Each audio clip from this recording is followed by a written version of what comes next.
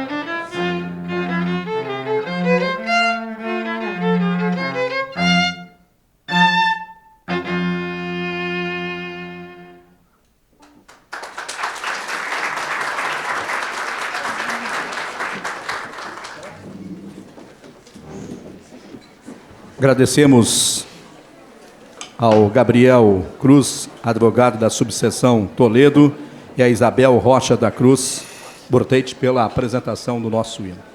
Nossa intérprete de Libras é a Júlia Dalloglio, a qual agradecemos. Registramos nesse momento também nossos mais sinceros agradecimentos às instituições e parceiros que tornaram este congresso possível. A Itaipu Binacional, por acreditar na educação jurídica como pilar de desenvolvimento regional e cidadania. A cooperativa Sicredi Progresso, pela constante contribuição com incentivos educacionais e comunitários.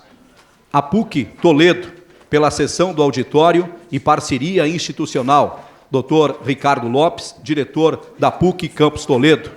A empresa Queijo Flor da Terra, pela parceria nos brindes aos participantes e aos escritórios que apoiaram ativamente a realização deste evento.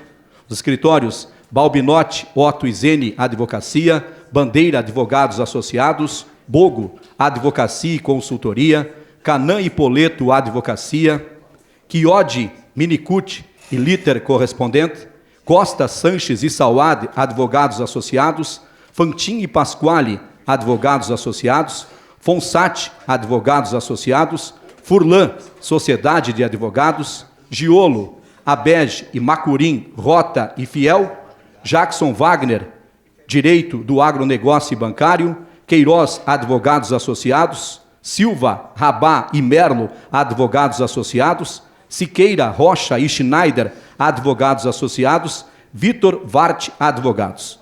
Agradecemos ainda de forma especial os coordenadores e professores dos cursos de Direito que integram este evento e que de forma ainda mais especial aos participantes do primeiro Conjure de Toledo, que atenderam ao chamado e lotam nosso anfiteatro. Convidamos para dar abertura oficial do primeiro Conjure de Toledo o presidente da OAB Subseção de Toledo, Dr. Fabiano José Bordignon.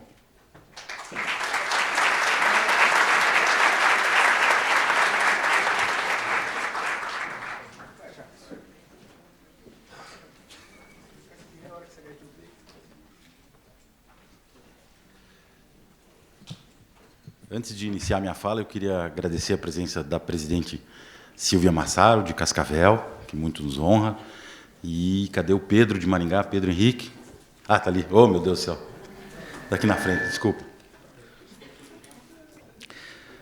Prezadas autoridades, ilustres professores, estimados acadêmicos, colegas advogados, colegas também presidentes de subseção, senhoras e senhores, muito boa noite. É com um misto de alegria e honra, como presidente da subseção de Toledo, que dou as boas-vindas a todos ao primeiro Conjure Toledo, o primeiro de muitos que virão. O renomado jurista uruguaio Eduardo Juan Couture Echeverri, em sua obra Os Mandamentos do Advogado, nos legou uma importante máxima: estuda, o direito se transforma constantemente. Se não seguires os seus passos, serás cada dia um pouco menos advogado. Inspirados por essa verdade atemporal, atendemos ao chamado do professor Roberson Neri Costa, da Escola Superior de Advocacia da OAB Paraná, e reunimos grandes nomes do direito nesse evento. Nosso objetivo é claro: promover a atualização e o aprimoramento contínuo, essenciais para o sucesso na vida acadêmica e profissional.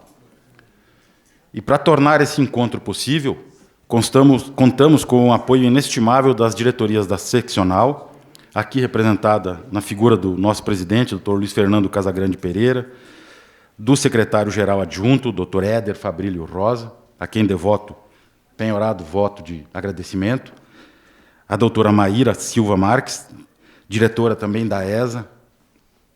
A eles, nosso muito obrigado. A doutora Silvia Matei, nossa coordenadora do evento, também, muito obrigado. Aos diretores da nossa subseção, expresso o meu reconhecimento pela dedicação e eficiência na organização deste primeiro Conjure, em um prazo desafiador de 74 dias, entre a visita do professor Roberson e hoje, quando abrimos esta solenidade. Estendo também este meu agradecimento ao grupo de trabalho que se formou, que com empenho e profissionalismo dedicou-se aos detalhes finais da preparação deste primeiro Conjure Toledo. A eles, a elas, meu muito obrigado. Aos escritórios de advocacia da nossa cidade, que prontamente apoiaram essa iniciativa, demonstrando a sua crença em um propósito, também rendo aqui públicas homenagens. Um agradecimento especial aos palestrantes, que generosamente aceitaram nosso convite, ajustando as suas agendas para compartilhar conosco o conhecimento fruto de anos de estudo e de experiência. Por fim, mas não menos importante, gostaria de registrar a importância do apoio da Itaipu Nacional e do Sicredi Progresso Paraná-São Paulo. Sua visão de futuro e responsabilidade social permitiu que a Escola Superior da Advocacia da OAB Paraná, a OAB Paraná, a nossa subseção, concretizasse o primeiro mandamento de Couturi.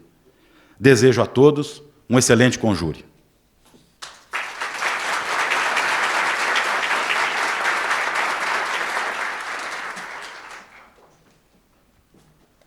Convidamos para fazer uso da palavra no nosso primeiro Conjure, Congresso Jurídico Integrado, doutora Maíra Fonseca, diretora da ESA.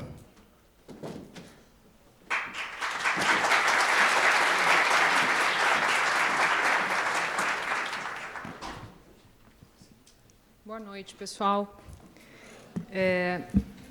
Fabiano, eu fiquei já inspirada pela sua fala, como não podia deixar de ser, e você mencionou nosso referencial mandamental, que é o Eduardo Couturi, que fala dos mandamentos da advocacia, e um dos mandamentos é estuda. E a cada dia que a gente não estuda, a gente é um dia menos advogado ou advogada, né? Então, eu acho muito simbólico, né, a gente poder lembrar, de fato, do Couturi aqui, na academia, né, nesse espaço que é de construção. E eu vejo aqui muitos rostos de estudantes de direito, alunas de direito, alunos de direito, e enxergando vocês, tenho uma ideia, claro, a gente pode fazer aqui uma aferição de idades, né? Estou vendo aqui quem é estudante, mas eu também olho para os meus amigos advogados e advogadas, e o que eu estou enxergando aqui agora também é o olhar de estudante, de cada um de vocês, cada um de nós aqui, né? Então, é muito precioso isso, a gente ter esse momento de encontro nesse espaço, que é um espaço democrático, de construção coletiva, não só do direito, mas de quem somos na nossa atuação jurídica, na advocacia. Eu tenho certeza que nós, advogados, aqui há 5, 10, 15, 20, 30 anos, lembramos, provavelmente emocionados, de quando a gente era o estudante que está sentado atrás aí, de cada um de nós. Eu me lembro. Quando eu era essa estudante sentada nos bancos de eventos especiais como esse, da PUC, pensando como vai ser essa minha trajetória quando eu estiver lá naquela mesa, lá na frente, falando, né? Ou quando estiver representando a minha subseção aqui como advogado.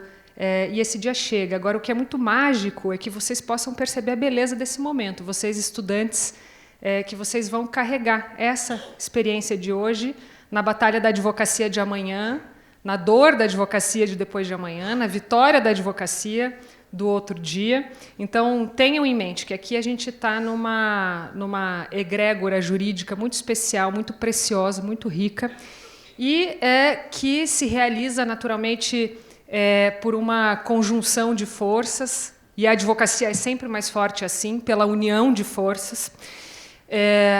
Algo a se lembrar também, né? Então, por isso, eu agradeço ao Fabiano, à Silvia, agradeço ao Eduardo, secretário, que fez a gentileza de me trazer relâmpago do aeroporto, agora há pouco, lá de Cascavel, pela mobilização da subseção de Toledo, que foi absolutamente diligente. A gente começou a pensar na ideia de regionalizar o Conjure, e Toledo já se prontificou oferecendo essa parceria tão preciosa com o campus da PUC Toledo.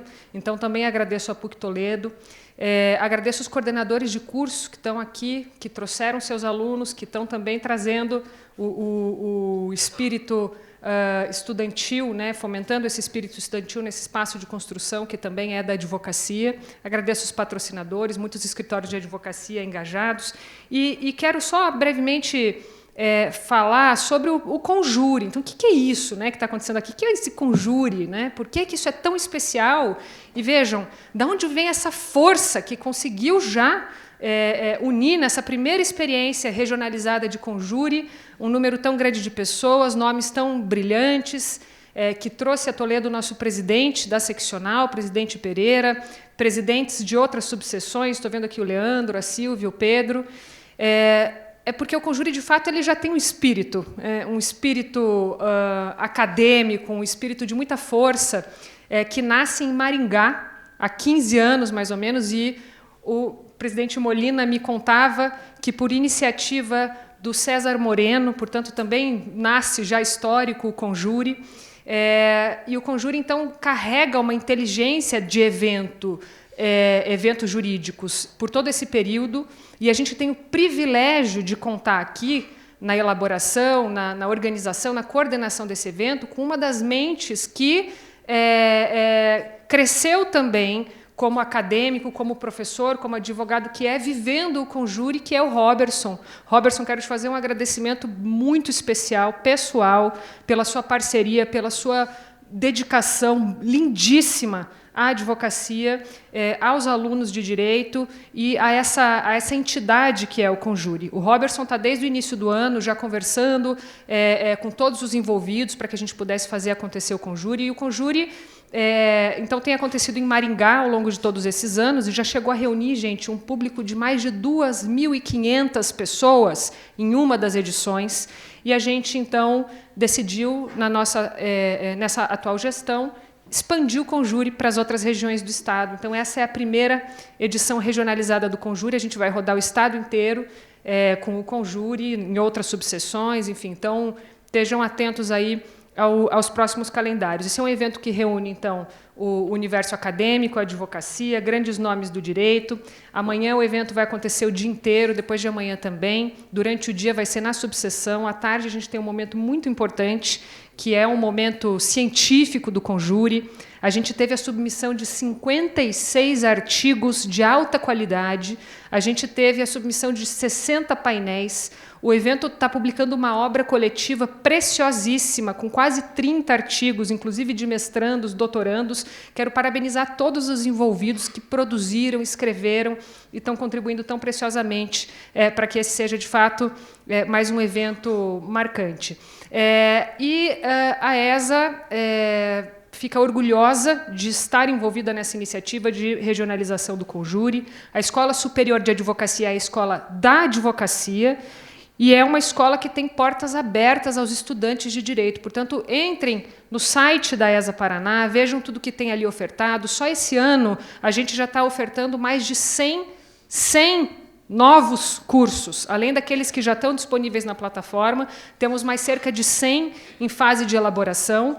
E isso é materialização de um compromisso fundamental do nosso presidente Pereira com a formação jurídica continuada no nosso Estado. O nosso presidente, na gestão passada, como tesoureiro, foi responsável por viabilizar a implementação do Fundo Cultural na OAB Paraná, a primeira seccional que está realizando algo que já é previsto pelo Regulamento Geral do Estatuto, que é a destinação de 3% da arrecadação de anuidade a nós, a Escola Superior de Advocacia, para que a gente possa melhor atender a classe. E agora, como presidente, a gente, então, assume essa bandeira de multiplicar por 4 a ESA, o presidente sabendo que essa é uma porta de entrada para a advocacia, para a comunidade jurídica como um todo, a OAB, escancar essas portas, convida todos para que entrem, ingressem, façam parte, e faz isso concretizando uma das principais promessas de campanha já na nossa primeira semana de gestão, que foi a criação do programa da anuidade Vira Crédito. Então, claro, muitos desses estudantes que estão aqui, pode ser que desejem ir para a magistratura, desejem ir para o Ministério Público, mas pensem bem, porque a advocacia, além de maravilhosa, de linda, de desafiadora, tem aqui no estado do Paraná a melhor seccional, e eu vou dizer também a melhor escola superior de advocacia, e que lhes oferece a possibilidade de que usem a integralidade de suas anuidades como crédito na escola superior de advocacia. Então, para quem já é advogado ou advogada, usem o programa da anuidade Vira Crédito, falem do programa, e para os estudantes de direito, venham para a advocacia. Nós estamos esperando vocês aqui de porta aberta. Eu desejo um evento brilhante para todos. Obrigada.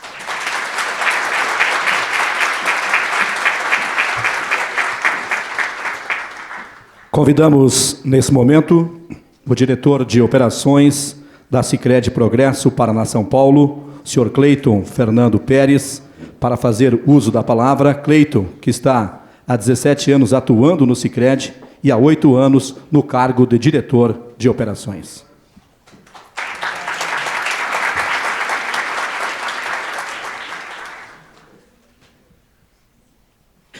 Senhoras e senhores, boa noite. Cumprimento cordialmente os membros da mesa de honra, os representantes da OAB, as autoridades presentes, os acadêmicos, palestrantes, organizadores e todos os participantes deste importante evento. É com elevada honra que represento, nesta ocasião, a Sicredi Progresso Paraná São Paulo, cooperativa integrante do Sistema Sicredi, patrocinadora do primeiro Congresso Jurídico Integrado de Toledo, Conjure. Manifesto aqui nossa satisfação em apoiar uma iniciativa que valoriza o conhecimento jurídico, a formação cidadã e o desenvolvimento regional. O Sicredi é uma instituição financeira cooperativa com mais de 120 anos de história, fundamentada nos princípios da participação democrática, inclusão financeira, desenvolvimento local e sustentabilidade. Nosso sistema é composto por 103 cooperativas, organizadas de forma integrada, com presença física em todos os estados brasileiros e Distrito Federal. Atualmente, contamos com mais de 9 milhões de associados e mais de 2.800 pontos de atendimento, sendo em muitos municípios a única instituição financeira presente fisicamente. Em 2024, nossos ativos alcançaram 396 bilhões de reais, com 6 bilhões de resultado líquido e mais de 435 milhões investido em iniciativas sociais. Esses números expressam não apenas a solidez financeira, mas, sobretudo, o compromisso com a prosperidade compartilhada. No âmbito regional, a Sicredi Progresso Paraná São Paulo tem sede em Toledo e está presente em 12 municípios do oeste do Paraná e São Paulo. São mais de 70 mil associados, pessoas físicas e jurídicas, que acreditam em um modelo de negócio fundamentado na cooperação, na responsabilidade socioeconômica e na gestão democrática. Nossa atuação local tem como foco não apenas o crédito e os serviços financeiros, mas também o incentivo à educação cooperativista, ao empreendedorismo, à inclusão social e ao fortalecimento comunitário. Apoiamos iniciativas como este evento, este congresso, por compreendermos que o desenvolvimento de uma sociedade mais justa passa necessariamente pela valorização do conhecimento e do diálogo entre as instituições.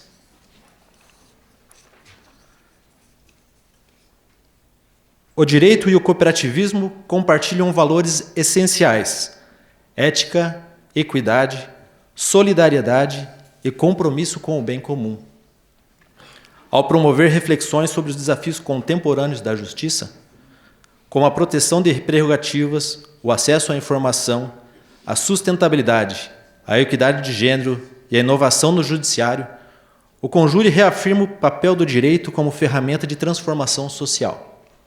Da mesma forma, o Sicredi reafirma seu papel como agente de inclusão, com ações concretas para fomentar o desenvolvimento sustentável e contribuir para um futuro mais resiliente, inclusivo e colaborativo. Desejamos que este congresso jurídico seja um marco para a região, não apenas pelo alto nível dos debates, mas pelo legado que deixará junto à comunidade acadêmica e jurídica. Que os conhecimentos aqui compartilhados reverberem em práticas que contribuam para a promoção da justiça e da dignidade humana. Em nome do Sistema Sicredi, da Sicredi Progresso Paraná São Paulo, colocamos-nos à disposição como parceiros de iniciativas que fortaleçam a cidadania, a educação e o desenvolvimento local. Muito obrigado e um excelente evento a todos.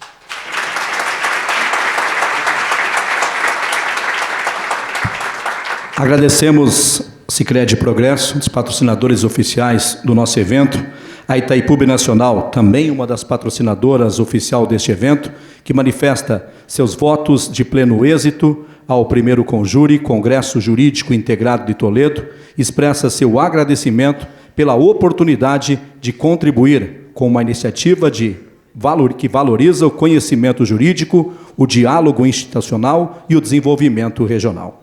Nesse momento, desfazemos a nossa frente de honra, a nossa mesa de honra, para que todos possam tomar seus assentos na plateia para assistir uma apresentação cultural e, após, a palestra magna da noite de hoje, da abertura do nosso primeiro Conjure.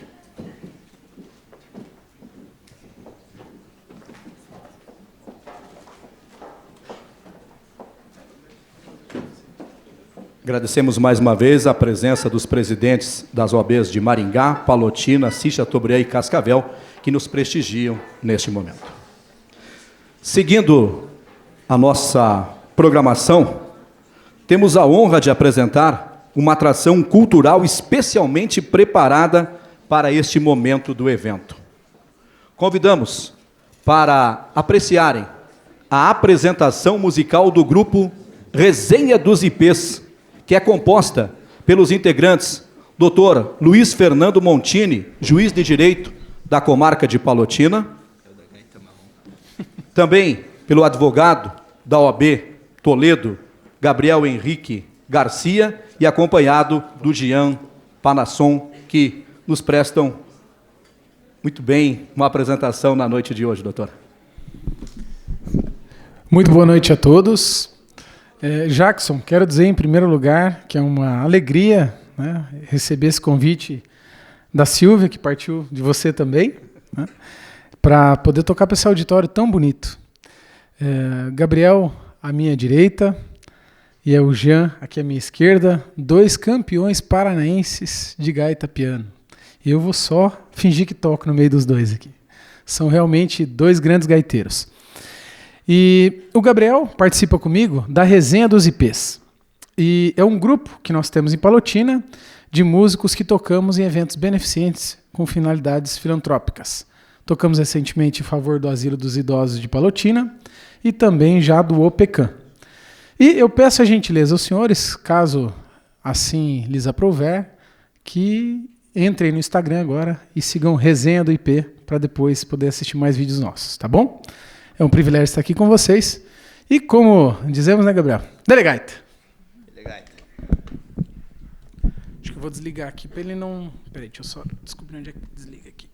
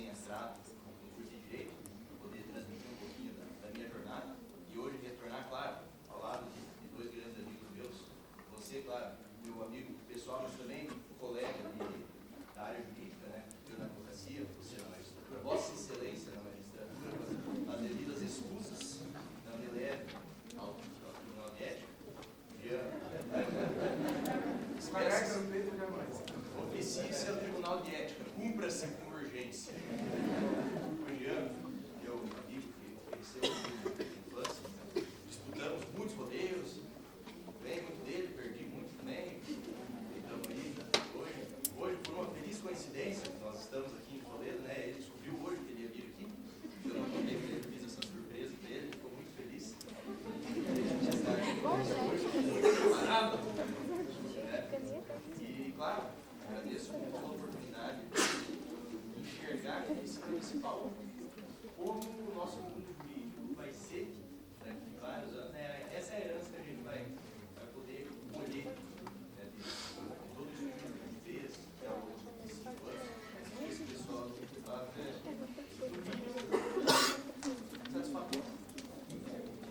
Então, senhores, como diria Fernando Pessoa, o valor das coisas não está no tempo que elas duram, mas na intensidade. Temos o nosso melhor aqui, espero que vocês tenham gostado. Agora vamos fazer essa grande brevemente. Beleza, grande abraço. A Vera também, grande abraço a vocês. E lá em Curitiba não tem isso aqui não, né? Acho que não tinha. Não tinha. Conte aí, contigo.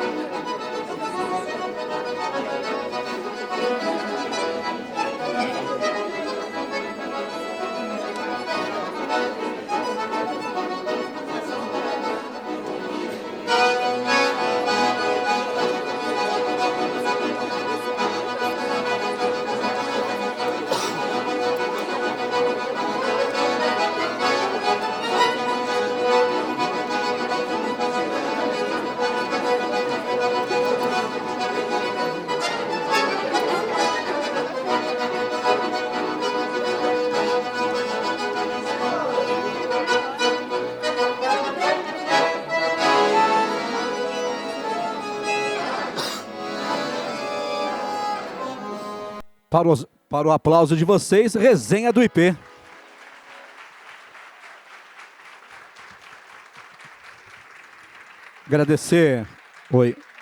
Agradecer mais uma vez ao doutor Luiz Fernando Montini, juiz de direito da comarca de Palotina, o Gabriel Henrique Garcia, advogado da OAB Palotina, e o Jean de Toledo. É que eu estou acostumado com Palotina, o doutor me permitiu aqui com Palotina, né? Então a gente... Então tá bom, faz parte.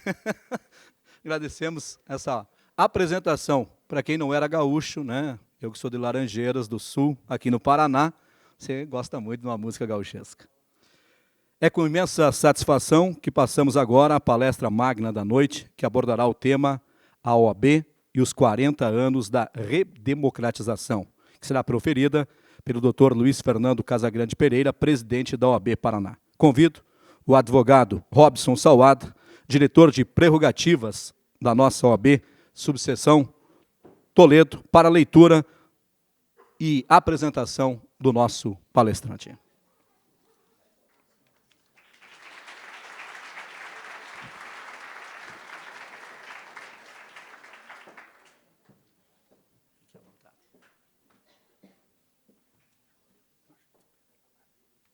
Deixou aqui, vamos achá-lo então.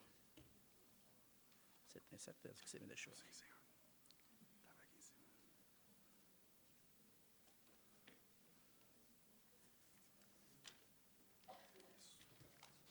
Já está na mão.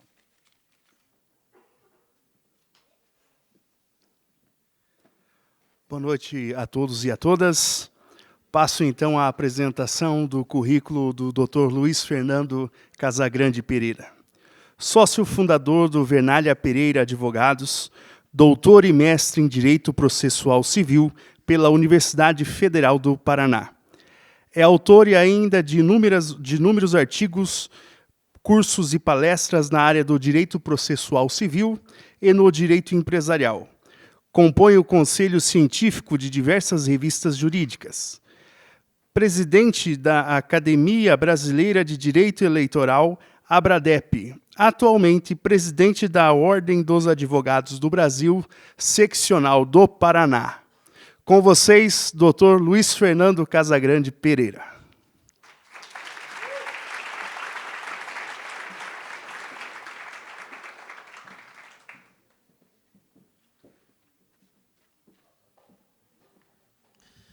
Vou ter que perseguir até os últimos dias da minha vida quem me colocou para falar sobre redemocratização e OAB depois de 3 gaiteiros, Flávio. Sem dúvida, um dos maiores desafios da minha vida. Agradeço muito o convite, fico muito feliz de vir aqui, agradeço ao Ricardo Lopes, o diretor do campus da PUC, à professora Silvia, que fez tanto em tão pouco tempo, ao Robertson, que inspirou a todos como um dos organizadores da expansão do Conjure para o Paraná inteiro, ao presidente Fabiano, aqui de Toledo, a quem agradeço o empenho e parabenizo pelo sucesso do evento, como já se revela hoje, a turma de Maringá, ao Éder, ao Pedro, ao Molina, que são aí também responsáveis pela construção desse modelo de evento que faz sucesso há 15 anos em Maringá e agora vai ser exportado para o Paraná inteiro, sob o comando da diretora da ESA, a Maíra Fonseca, que falou aqui para vocês. Eu vou falar sobre um tema, como eu disse, que é muito menos instigante do que as músicas dos gaiteiros, mas ainda assim importante. E eu quero dizer, Maíra, que eu me sinto muito aqui nesse auditório, porque eu sou filho da PUC, não estava dito no meu currículo. Eu sou formado pela PUC, e a PUC de Curitiba, onde eu me formei, tem um auditório que é exatamente como esse aqui. Toda a arquitetura desse campus é como é o campus onde eu estudei em Curitiba, embora seja cascavelense, aqui do lado de Toledo. Foi lá em Curitiba que eu me formei num campus e num auditório muito parecido com esse, onde eu participei de muitos eventos, sobretudo quando eu era estudante. E quando eu era estudante, para falar de democracia, eu vou começar por uma parte que eu, de alguma forma, participei, que é 1992. Durante essa apresentação, eu vou fazer a sugestão de vários livros para vocês. No final, não precisa anotar, vai ter um QR Code com a indicação de todos esses livros. Eu diria que esses livros aqui são livros que eu reputo importantes para a compreensão do que seja esse período de redemocratização do país, de 1985 até hoje, 40 anos, desde o fim da ditadura militar, desde a eleição de Tancredo Neves, desde a posse de José Sarney, e o período que antecede a ditadura militar e antecede a redemocratização, isso considerando desde o período do Império e da Primeira República. São livros muito bacanas para quem gosta de história e por isso eu faço a recomendação. Mas vocês acompanharam no jornal, nas últimas semanas, que terminou o julgamento no Supremo Tribunal Federal do ex-presidente Fernando Collor de Mello. Ele foi condenado a mais de 8 anos de prisão, ficou alguns dias preso e está cumprindo pena em Maceió, em prisão domiciliar, porque já tem 75 anos de idade. Nessa época, em 1992, ele sofria o impeachment, depois de ter sido eleito como o mais jovem presidente da República na primeira eleição direta do Brasil, depois da redemocratização. Foi a eleição de 1989. disputada pelo Collor com personagens, alguns deles que estão aí até hoje. O Collor disputou o segundo turno, vejam como a história não muda, em 1989, contra Luiz Inácio Lula da Silva, e ganhou do Lula aquela eleição. Numa eleição que ainda tinha, em terceiro lugar, o Brizola Molina, o Mário Covas, o Paulo Maluf, o Roberto Freire, o Fernando Gabeira e tantos outros candidatos daquela que foi a primeira eleição direta depois da redemocratização, inclusive Ulisses Guimarães e Aureliano Chaves. Em 1992, Collor, o presidente eleito do Brasil, o primeiro presidente eleito, o jovem presidente eleito, ex-governador de Alagoas, é flagrado numa série de escândalos de corrupção, sobretudo a partir de uma delação não premiada, essa figura não existia, feita por seu irmão, Pedro Collor. Aquele movimento contra o presidente Collor no Congresso Nacional não mobilizava a população no primeiro momento. Mas, em determinado momento, mais particularmente, quando Collor convoca todos a saírem de Verdamanero no 7 de setembro, o país explode em manifestações contra o Collor. Na última grande mobilização dos estudantes do país, vocês que estão aqui saibam, pode ser que vocês vivam a próxima, mas a última grande mobilização de estudantes em ruas do Brasil se deu em 1992. Era o chamado movimento dos cara-pintadas. Eu fui um cara-pintada. Eu fui à rua pedir o impeachment do Collor. Coincidentemente, e era coincidência mesmo, nós vivíamos um período de muita efervescência na PUC. Nós tínhamos, naquele momento, anunciado um super aumento das mensalidades escolares. E os estudantes fizeram uma greve de 36 dias e ocuparam o campus da universidade durante todo esse período, exigindo a redução da mensalidade. Foi exatamente no mesmo período do impeachment do Collor. Os alunos saíam do campus e iam protestar na rua Marechal Deodoro, em Curitiba. Eu estava entre aqueles estudantes. Por isso, falar desse tema, para mim, dentro do campus da PUC aqui de Toledo, tem uma conotação toda especial. O presidente Fernando Collor sofreu o processo de impeachment, foi sucedido por Itamar Franco, que era seu vice. O processo de impeachment foi vitorioso no Congresso Nacional, primeiro na Câmara, depois no Senado, mas ele já foi afastado quando foi julgado pela Câmara. E Collor foi para casa.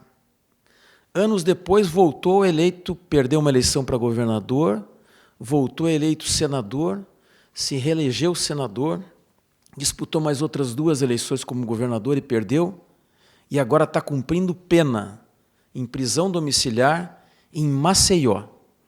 Isso começou em 1992.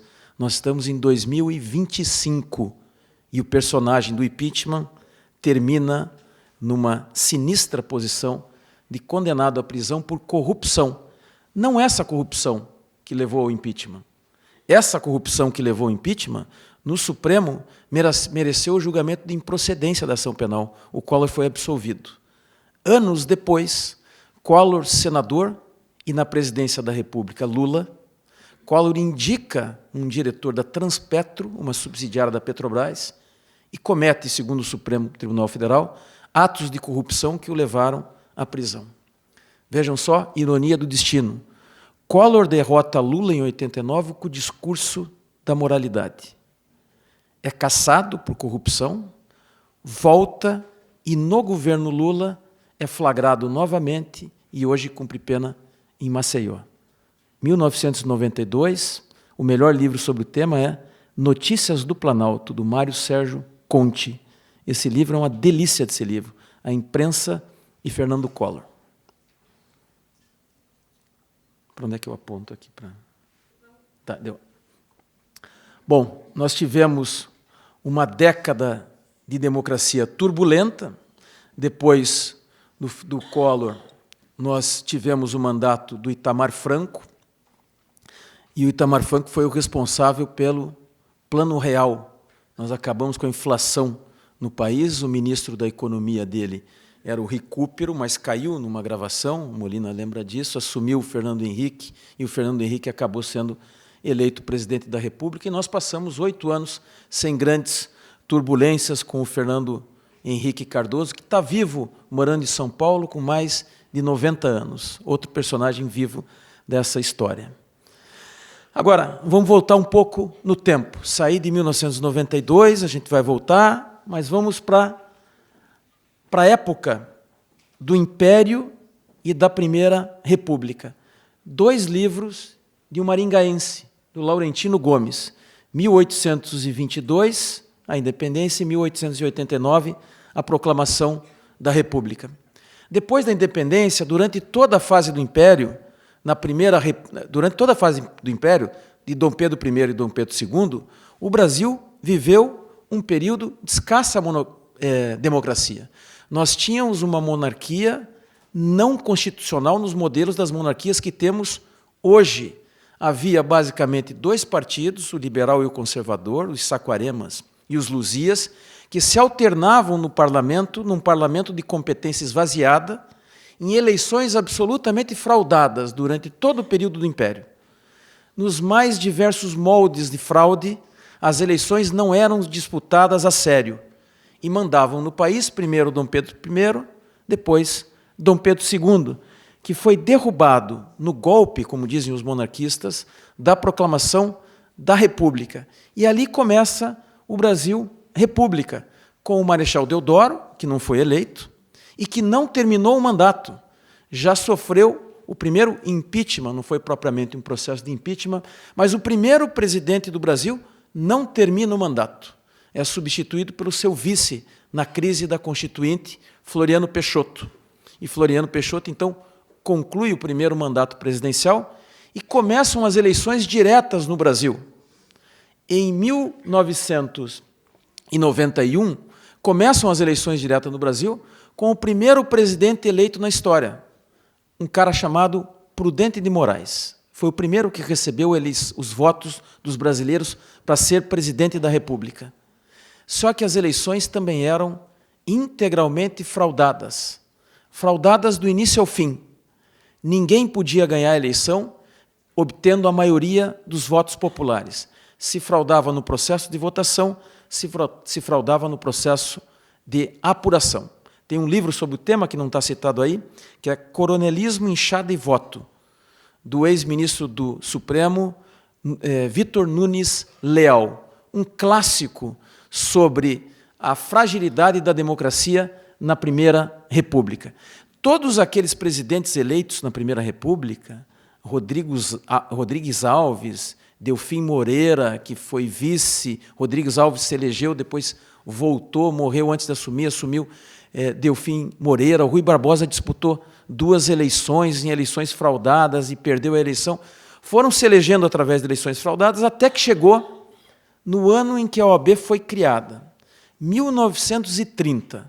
Nessa eleição de 1930, o candidato do oficialismo, da política do café com leite, da política dos governadores, que todos vocês escolheram na escola, era Júlio Prestes, por São Paulo, sucedendo Washington Luiz, o último presidente da Primeira República.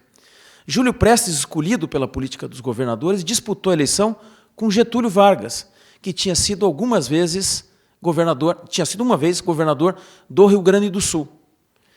E ao se disputar essa eleição, fraudaram de novo. Júlio Prestes fraudou em vários estados, inclusive em São Paulo, e o Getúlio fraudou no Rio Grande do Sul. Getúlio fez quase 100% dos votos do Rio Grande do Sul e Júlio Prestes o mesmo percentual em São Paulo. Ganhava a eleição não quem tivesse mais voto, ganhava a eleição quem fraudasse melhor as eleições. E aí, em 1930, acontece a Revolução de 30.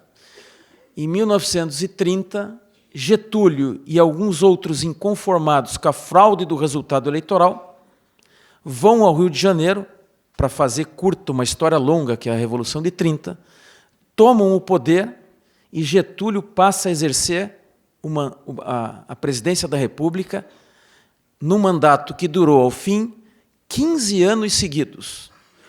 E a melhor biografia escrita sobre um brasileiro na história do Brasil é a biografia do Getúlio, escrita em 3 volumes pelo Lira Neto. Esses 3 volumes do Lira Neto contam não apenas a história do Getúlio, mas toda a história do Brasil, da Revolução de 30 até o suicídio de Getúlio, em agosto de 1954, com um tiro no peito, dado com um pijama que está exposto no Museu da República, lá no Rio de Janeiro. Até hoje, recomendo a visita a todos que forem ao Rio de Janeiro. Getúlio, aliás, sobre esse livro, o Lira Neto foi entrevistado pelo Amaury Júnior.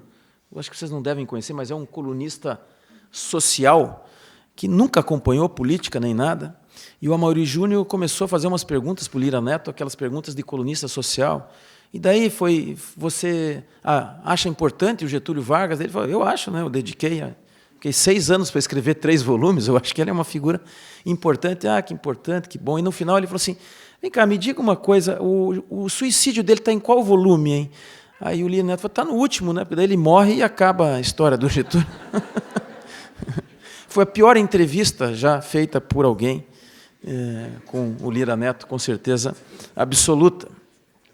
Mas a história da OAB começa em 1930.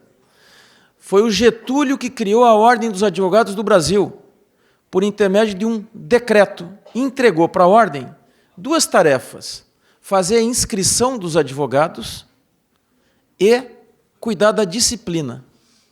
Parece incrível, mas na semana passada o Supremo Tribunal Federal disse que os advogados públicos não precisam de inscrição na Ordem.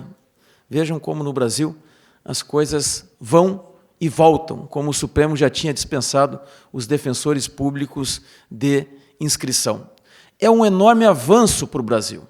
Até hoje, por exemplo, muitos países aqui na América Latina não têm inscrição obrigatória numa entidade de classe, e como no Paraguai, para que possam advogar, tem que pedir autorização para o Poder Judiciário, que faz também o controle da disciplina dos advogados.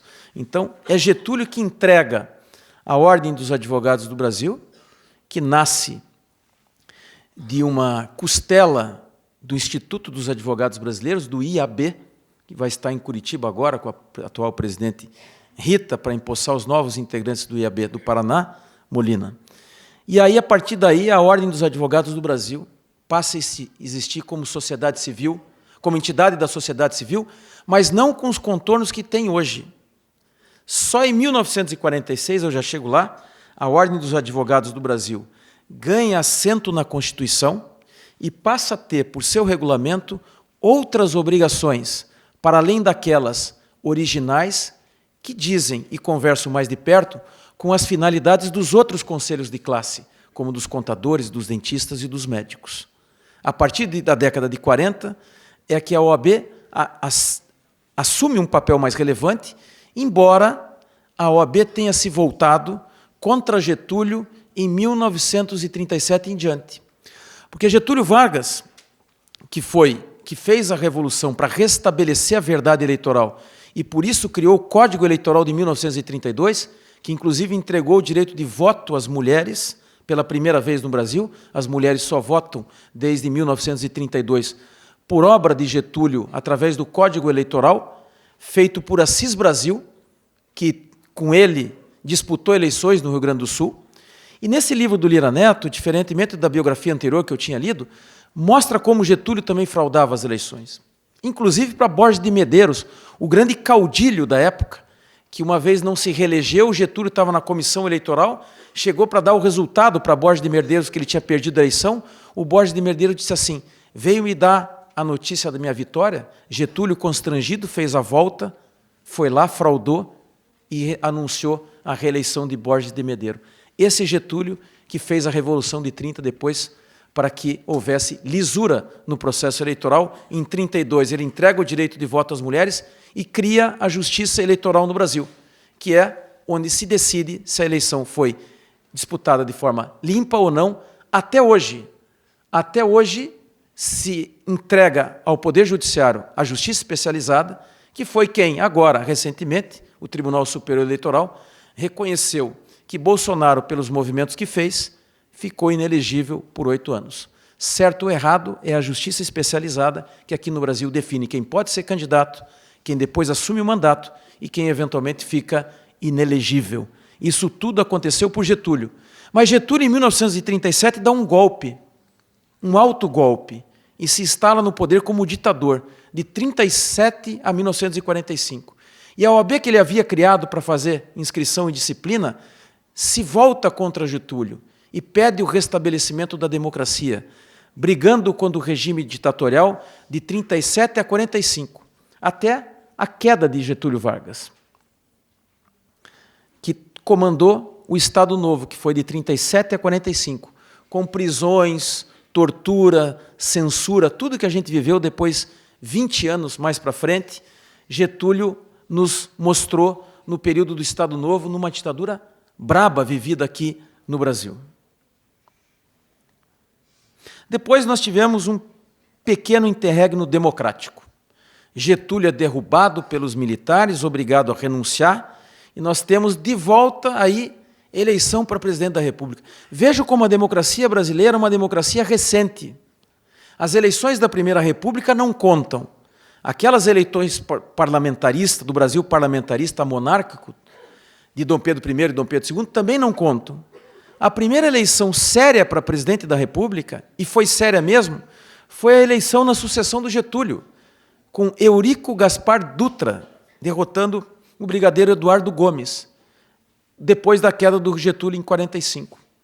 Getúlio se elege ao mesmo tempo, mesmo sendo deposto, deputado federal, senador em vários estados, podia disputar vários estados ao mesmo tempo, e vai para um autoexílio em São Borja e fica quieto lá, esperando o governo Dutra, que ele, no final da campanha, apoiou para derrotar o brigadeiro Eduardo Gomes. Getúlio espera o término do mandato de Dutra e se lança candidato de novo a presidente da República e ganha uma eleição pelo voto popular pela primeira vez. Não durou muito.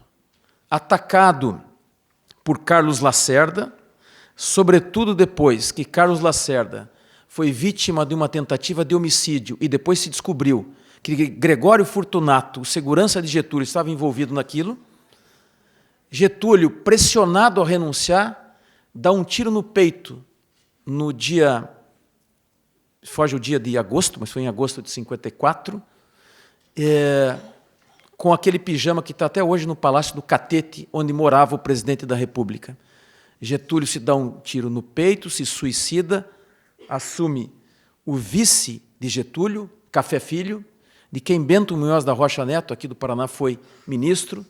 E aí tem a terceira eleição democrática, a eleição de Juscelino Kubitschek.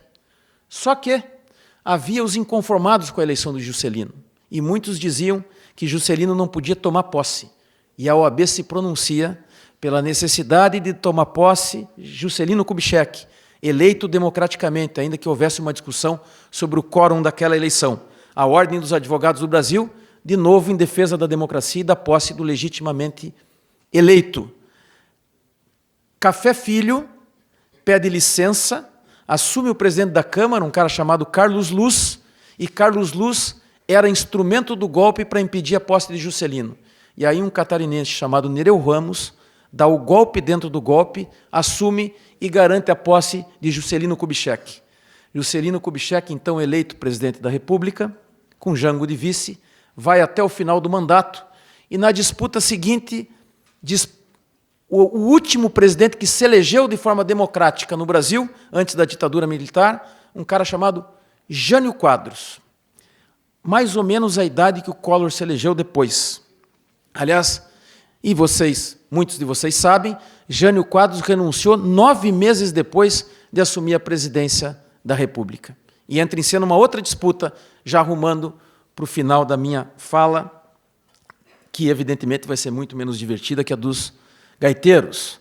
Mas o Jânio renuncia, e 9 meses depois de ter assumido a presidência da República, mas quando o Collor foi ser presidente depois, lá na frente, muito novo, como o Jânio era, alguém disse assim, o Collor não pode ser presidente porque é muito novo. E aí alguém disse, mas o Jânio também foi. e o outro disse, deu no que deu. 9 meses depois, renunciou Jânio, numa das renúncias mais enigmáticas da história política. Ninguém até hoje sabe ao certo por que é que Jânio renunciou. Ele dizia que havia forças que o pressionavam a renunciar, mas majoritariamente se entende que ele esperava que o povo reagisse e ele voltasse como ditador.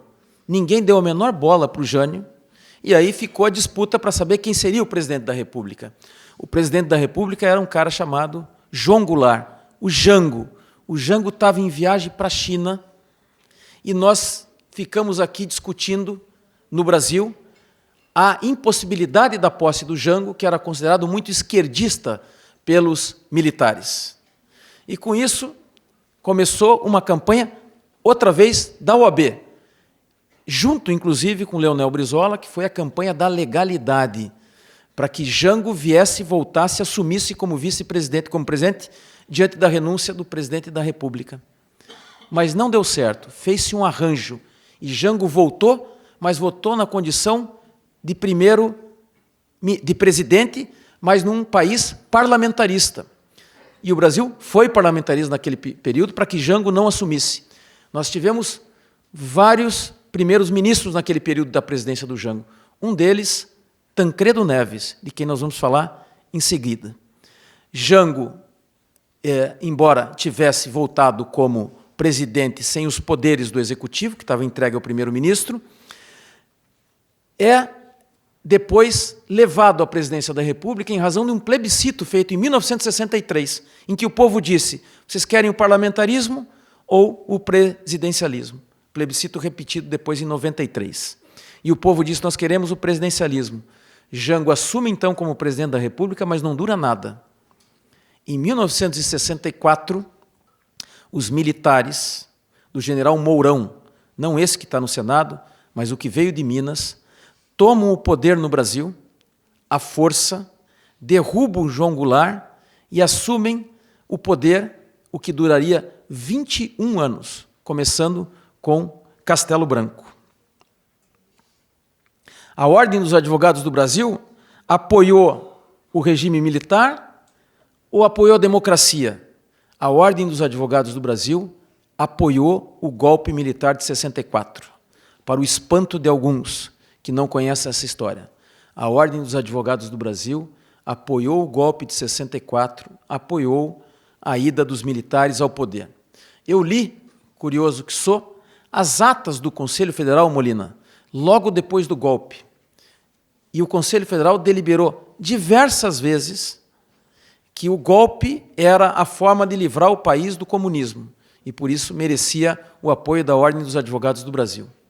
E em 1965, a chapa esquentou. A ditadura ganhou contornos mais perversos, não era mais o governo do liberal Castelo Branco. E a partir dos atos institucionais, a Ordem dos Advogados do Brasil começa a se posicionar contra o golpe militar. Para a gente entender o golpe militar e os 21 anos de ditadura, a melhor obra é essa aqui, do Hélio Gaspari, que, sem dúvida nenhuma, é o maior jornalista vivo do Brasil. Escreve uma coluna na Folha, na Folha de São Paulo e no O Globo, 2 vezes por semana, e escreveu esses 5 volumes sobre a ditadura militar. No primeiro volume, há a cena do debate entre o Geisel e o Silvio Frota, que era o linha dura da ditadura militar e que era o ministro do Exército que queria continuar-se a ditadura. O Geisel queria arrumar para a abertura, e Geisel demite Silvio Frota e põe o país no trilho da abertura e da volta da democracia. Em 1978, a Ordem dos Advogados do Brasil realiza em Curitiba a grande Conferência Nacional, que deu, dizem muitos, na abertura do país, na volta do habeas corpus e na anistia. O presidente da Ordem era o Raimundo Faoro, e o presidente da Ordem dos Advogados do Paraná, meu antecessor, para minha honra, era o Eduardo Virmont. Eles se reuniram no Teatro Guaíra, e eu peguei os autos dessa conferência, Maíra, os autos físicos dessa conferência, e vi como ela foi montada página a página, como é que os temas eram definidos, a quem os temas eram atribuídos, por que o René Dott ficou para tratar do tema da volta do habeas corpus, por que o Seabra Fagundes ficou para tratar da anistia, e assim os debates da pré-conferência me inspiraram depois a me ajudar a fazer a Conferência da Advocacia aqui do Paraná, ocorrida há 2 anos. Mas aquela conferência foi um marco para a reabertura do país. A Ordem dos Advogados do Brasil clamou pelo fim da ditadura e pela volta da democracia, mas clamou com a inteligência de Raimundo Faoro, o maior presidente que a OAB já teve.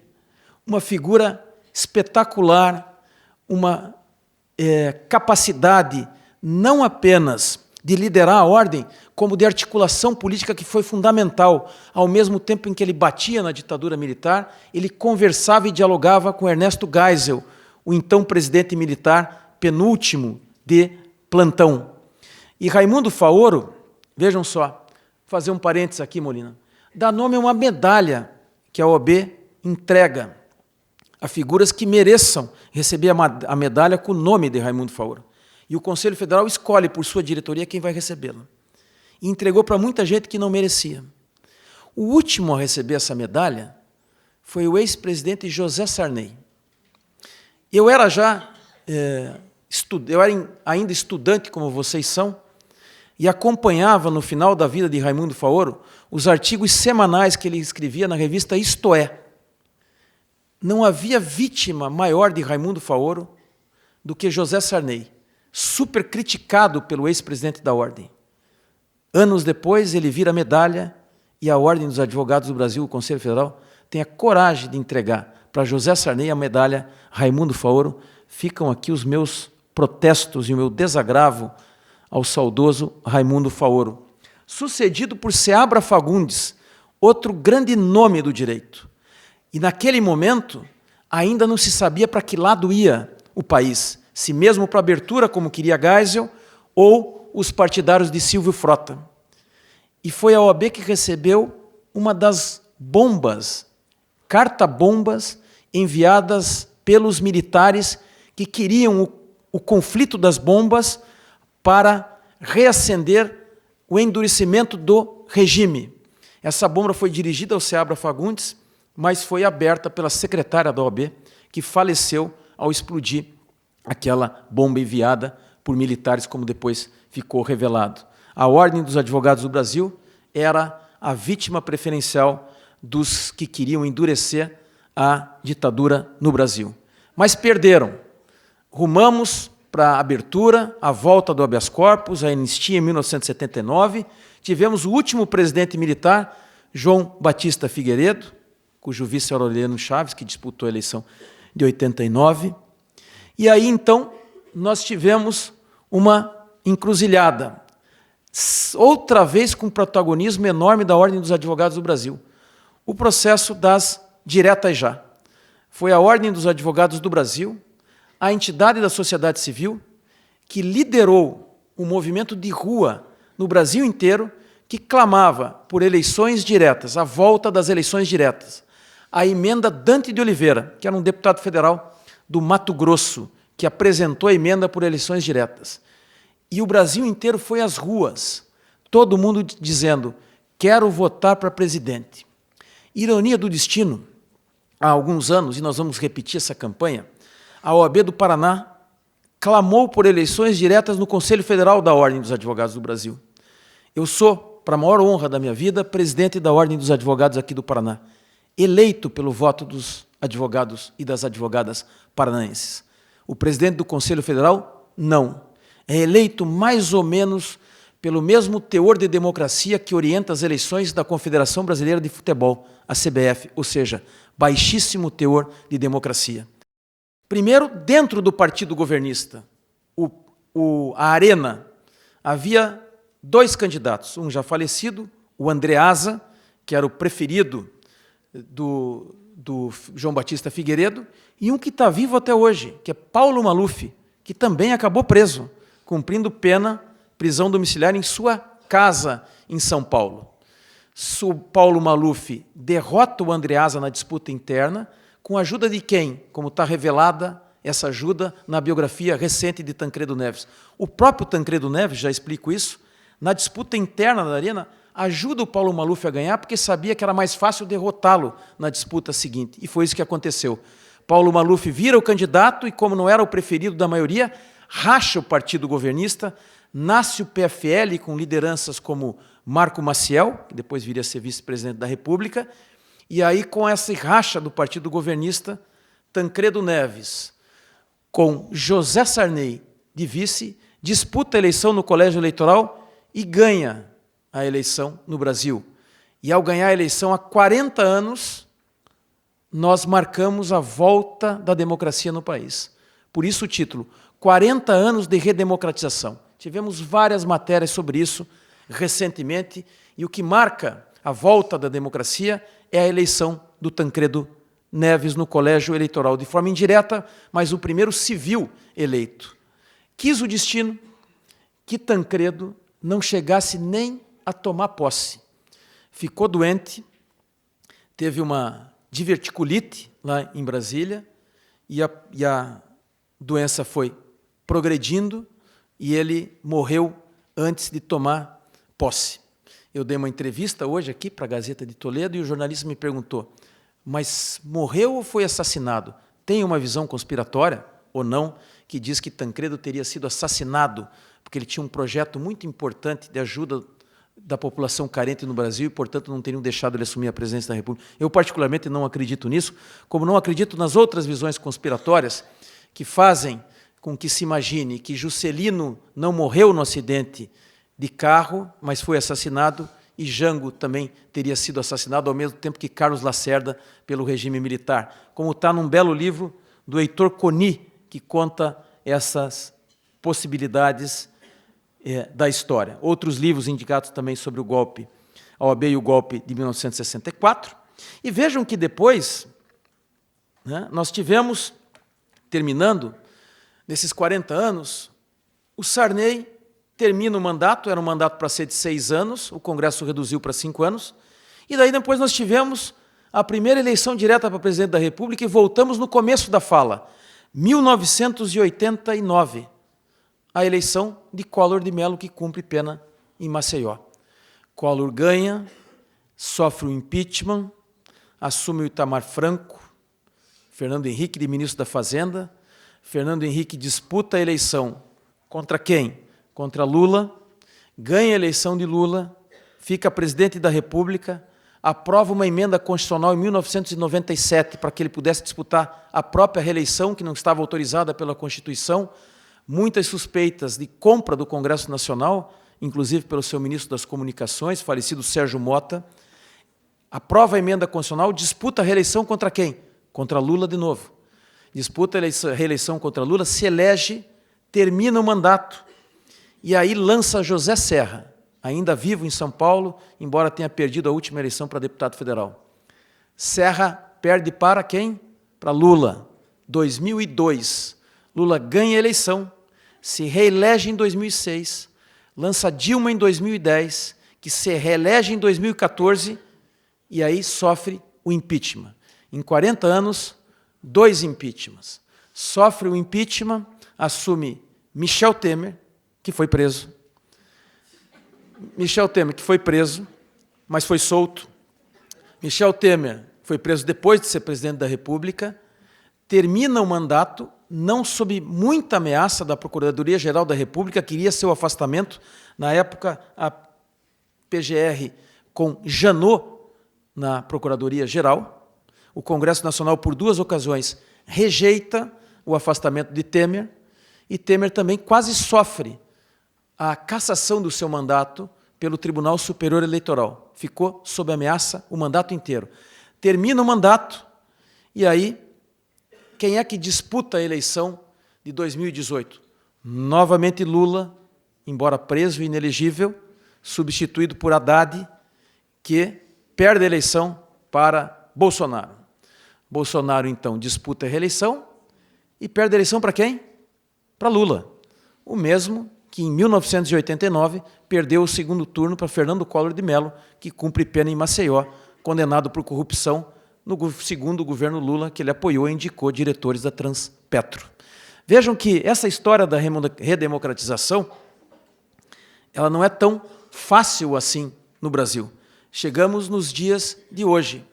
Bolsonaro ameaçado de prisão, sendo julgado nesse momento pelo Supremo Tribunal Federal. Ontem foi o depoimento do ministro do Exército, que poderia incriminá-lo, não incriminou tanto assim, como esperava ansioso Alexandre de Moraes, mas fato é que pode-se repetir a história de 2018 e Bolsonaro ser preso antes da eleição e fazer o registro da candidatura da prisão, tentando disputar a eleição para entregar, eventualmente, para um sucessor. O Brasil é mesmo um país de grandes emoções, como a gente pode ver aqui. Nós temos 40 anos de redemocratização, mas não se pode dizer que foram 40 anos fáceis. Se a gente comparar com os Estados Unidos, que desde 1776, Molina, elegem presidentes da República de forma legítima, sobretudo depois dali do começo do século XIX, em que as eleições começam a ser disputadas de verdade entre os democratas e os republicanos, 200 anos de tranquilidade, Éder. 200 anos, 2 séculos. A gente tem alguns intervalos aqui no Brasil de tranquilidade. Então, essa história é a história dos 40 anos de redemocratização e o papel que a Ordem dos Advogados teve aqui no Brasil. De agora em diante, nós temos grandes desafios pela frente. Tem esse livro, que foi lançado quando o Trump foi candidato a primeira vez nos Estados Unidos, mas eu só li agora, na segunda eleição dele, Como as Democracias Morrem. Tem um romance do Philip Roth, Complô contra a América, que mostra o que está acontecendo lá no governo Trump. Tem House of Cards, uma série bacana da Netflix, que mostra a tentativa, sem que tivesse acontecido, do Trump na eleição passada tentar alterar o resultado da eleição. Mas tem também o que nós vamos viver para frente, que ninguém sabe ao certo o que é que vai acontecer. Nós vivemos um cenário super complexo. Agora nós não temos mais 7 bilhões de eleitores no mundo. Nós temos dezenas de bilhões de eleitores virtuais. A inteligência artificial chegou, os robôs, a internet e as redes sociais, e isso tudo tem embaralhado o nosso conceito de democracia. Ninguém sabe para onde vamos.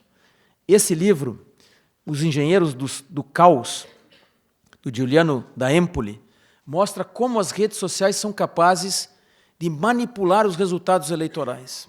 Mas isso vem acontecendo? Sim.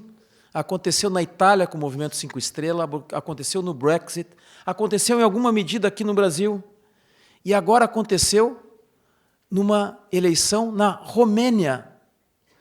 Os russos invadiram a eleição da Romênia com robôs e fizeram ganhar a eleição um então desconhecido que tinha inclinações pró-Rússia por intermédio da manipulação das redes sociais e pelo uso de inteligência artificial.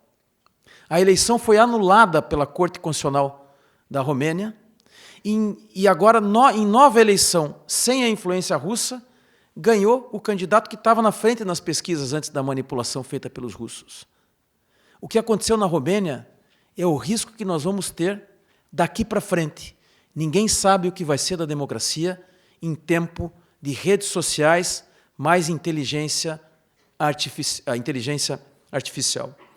Eu arrisco dizer que o que a gente viu na Romênia, o que a gente viu nas Filipinas em 2022, uma onda das redes sociais falando bem da sanguinária ditadura de Ferdinando Marcos, que de repente fez todos pensarem que era necessário voltar àquele período e elegeram o filho do Ferdinando Marcos em 2022. O que aconteceu na Romênia agora e o que tem acontecido nas eleições, como agora em Portugal, como nas eleições da Alemanha, faz com que tenhamos que ficar atentos. O futuro é absolutamente desconhecido. E o que vai acontecer daqui para frente no tema da inteligência artificial, ninguém sabe. Hoje, tem bons artigos sobre o tema, tanto na Folha de São Paulo quanto no Globo. Os 2 artigos mencionam um relatório quais são os prognósticos sobre a inteligência artificial em 2027, daqui a 2 anos. E tem um livro que eu tenho citado, que é A Próxima Onda, do CEO de inteligência artificial da Microsoft, que está dizendo que o que nós temos que fazer é nos preocuparmos com a contenção da inteligência artificial e da biologia sintética. Nós não sabemos o que vai dar nisso e não sabemos como a democracia vai resistir a esse absoluto desconhecidos. Apertem os cintos. A gente não sabe o que vai acontecer para frente. Certamente no Brasil vai ser ainda mais emocionante. Muito obrigado.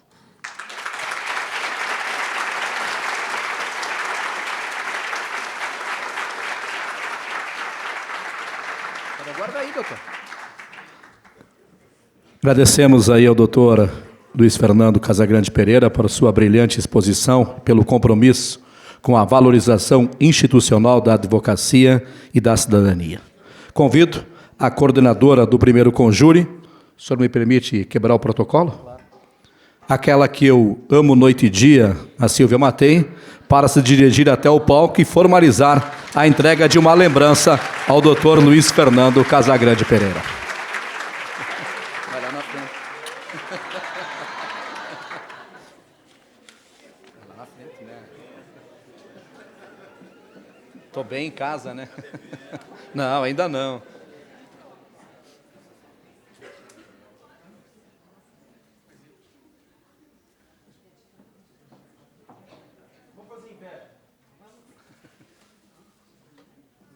Quer colocar na mesa?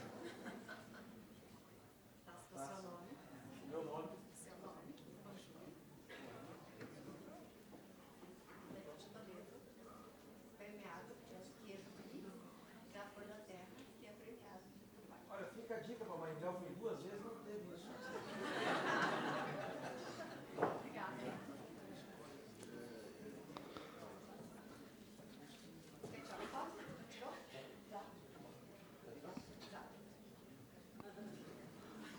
Obrigado ao doutor Luiz Fernando Casagrande Pereira, nosso presidente da OAB Paraná.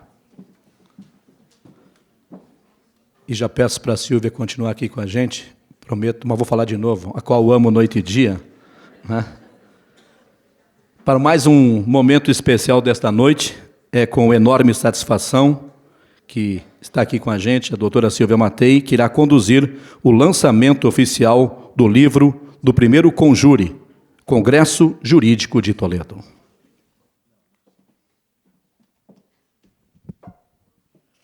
Boa noite a todos e todas. Apenas de forma simbólica, nós vamos fazer a entrega do nosso primeiro livro, que muito nos orgulha, né? Apesar dos 74 dias que o Fabiano comentou, fizemos uma força-tarefa para que esses artigos pudessem ser avaliados, passado por um comitê de pareceristas e, hoje, enfim, o Dr. Robertson nos trouxe o livro, tão sonhado como o primeiro livro do evento. Espero, doutora Maíra, que muitos eventos ainda surgirão e virão para Toledo, e que a gente tenha pelo menos os 6 meses para nos organizarmos e fazermos o que a gente fez aqui, que é a academia, né, junto com o sistema OAB. Mas, mesmo assim, né, no tão pouco tempo, conseguimos a publicação do primeiro livro. Só gostaria de fazer uma observação aqui no prefácio, que eu acho que resume o sentimento desse livro, né? A publicação reflete o pensamento dos estudantes e professores dos cursos de Direito e da Advocacia Toledana e Região, reforçando a prática da ciência, o diálogo entre teoria e prática, a compreensão do mundo e da sociedade, com o intuito de aglutinar pesquisadores de várias instituições de ensino superior, e aqui eu menciono a PUC, a UniOeste, a FAG e a Unipar, também o mestrado da Univel, que participou de vários artigos, da publicação de vários artigos, e a integração ao sistema OAB. Acho que essa parceria é muito importante. Agradeço, de forma especial, a professora Carla Esquivel, que foi uma das grandes que contribuiu de forma essencial também na confecção do livro e na indicação dos pareceristas. Então, doutora Maíra, eu gostaria de chamá-la aqui ao palco, de forma simbólica, como diretora da ESA, que é a Escola Superior da Advocacia, que eu acho que resume o que se tem de bom da academia, para fazer a entrega simbólica do livro.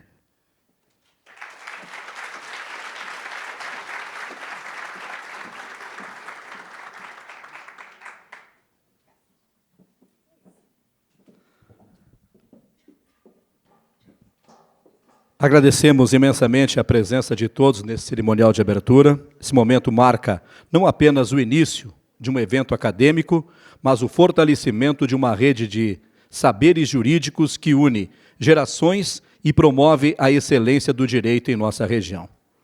Com este ato solene, declara-se oficialmente o início do primeiro CONJURE, Congresso Jurídico Integrado de Toledo. Convidamos todos os presentes a se engajarem na rica programação que foi preparada com muito zelo. Nos próximos 2 dias teremos apresentações de artigos científicos, exposição de resumos em banners, palestras com renomados nomes da advocacia e do meio acadêmico. Este congresso é uma oportunidade única para a troca de experiências, atualização profissional e construção de uma advocacia mais técnica, humana e comprometida com os pilares do Estado Democrático de Direito. Convidamos a todos para o coquetel de confraternização que será servido no hall de entrada. Desejamos um excelente congresso, repleto de aprendizado, conexões e crescimento. Muito obrigado e uma ótima noite a todos.